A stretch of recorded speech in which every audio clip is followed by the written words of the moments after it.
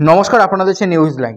রাজ্যের মুখ্যমন্ত্রী মমতা বন্দ্যোপাধ্যায়ের জন্মদিবস উপলক্ষে নানা কর্মসূচি আয়োজিত হল উত্তর দিনাজপুর জেলার চাকুলিয়া ব্লক তৃণমূল কংগ্রেসের উদ্যোগে। এদিন কেক কেটে মুখ্যমন্ত্রীকে শুভকামনা জানান দলীয় নেতাকর্মীরা। পাশাপাশি এই উপলক্ষে এক রক্তদান শিবিরের আয়োজন করা হয়। সেখানে রক্তদান করেন বিধায়ক মিনহাজুল আরফিন আজাদ। প্রায় শতাধিক কর্মী সমর্থক এদিনের শিবিরে রক্তদান করেন। বিধায়ক ছাড়াও পঞ্চায়েত সমিতির সভাপতি আনোয়ার আলম, ব্লক সভাপতি সরফরাত আলী সহ অন্যরা উপস্থিত ছিলেন।